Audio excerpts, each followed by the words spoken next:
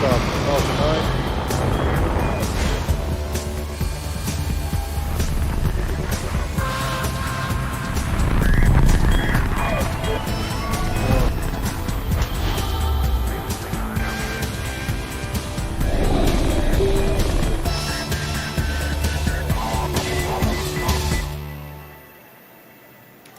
It's a clear evening at Cape Canaveral Air Force Station in Florida, and on your screen is a live view of Falcon 9 as it prepares for its 7:10 p.m. Eastern Time launch from Space Launch Complex 40 in Florida. My name is Shiva, and I'm a Falcon Integration and Test Engineer here at SpaceX headquarters in Hawthorne, California, and welcome to our launch coverage of the JCSat-18 Pacific-1 mission. Now today we're launching a single high-throughput communications satellite with two payloads aboard, or two sets of communication equipment. One of the payloads is for SkyPerfect JSat and the other for Pacific. We'll hear a little bit more about that later on in today's coverage. Now at this point, we're just under T-minus 12 minutes and counting with all systems currently go, so let's take a closer look at Falcon 9 on the pad.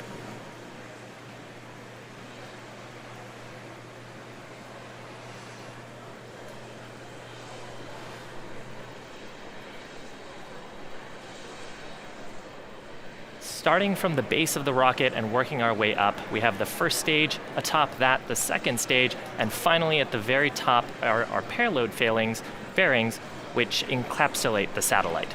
Now the first stage makes up the bottom 2/3 of the vehicle, and it accelerates the rocket from the launch pad to the edge of the Earth's atmosphere using its 9 Merlin engines. Today's first stage is a little bit sooty, and that's because it previously flew 2 Dragon resupply missions earlier this year, CRS-17 and CRS-18. Today makes its third flight. We'll be attempting to recover this first stage on our drone ship, Of Course I Still Love You, which is currently stationed about 350 nautical miles off the east coast of Florida. Now, above the black composite inner stage sits our second stage, and its job is to carry the satellite into orbit. The second stage will separate from the first stage about 2.5 minutes into flight, and then it'll ignite its Merlin vacuum or MVAC engine. For today's mission, MVAC will ignite twice to carry the JCSat-18 Pacific-1 satellite to a geosynchronous transfer orbit. The first ignition should happen shortly after stage separation, and the second about 27.5 minutes into flight. Finally, the very top of the rocket is our nose cone structure called the payload fairing.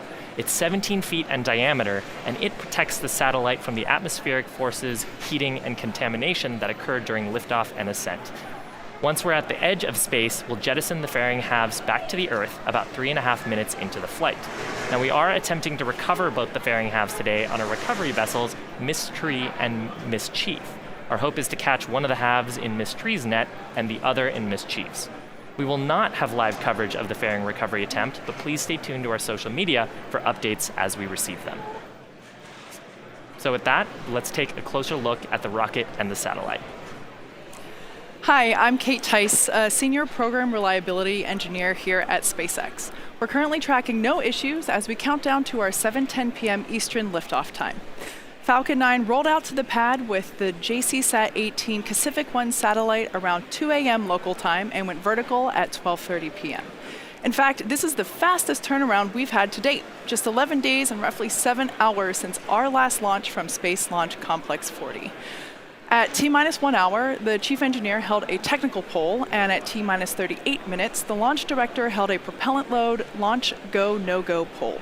Everything was a go, so F9 began helps the RP1 and LOX flow correctly into the Merlin and out any super chilled propellant that will be flowing through at liftoff. We're now at T-minus 7 minutes and 20 seconds. The vehicle is healthy, and we're currently working no issues. The spacecraft team transferred the satellite to internal power at T-minus 23 minutes, so they're ready for launch and are just monitoring spacecraft telemetry. The range is go, air and sea space has been cleared, the weather is green, and all systems continue to be go for an on-time liftoff of 7:10 p.m. Eastern. Now, as I mentioned earlier, today we're launching a single satellite with 2 payloads aboard, one for SkyPerfect JSat and the other for Pacific. SkyPerfect JSat is one of the largest providers of multi-channel pay TV broadcast services in Japan, operating the largest satellite communications business in Asia. The satellite we're launching today will provide KU band coverage and improve mobile and broadband services for customers in the Asia-Pacific region, including the far eastern part of Russia. What the Sky Perfect JSAT group values the most as a satellite operator is to be connected anytime, anywhere.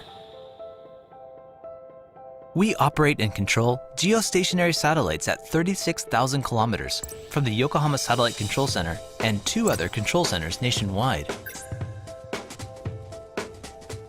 We use geostationary satellites to provide stable communications in the air and sea.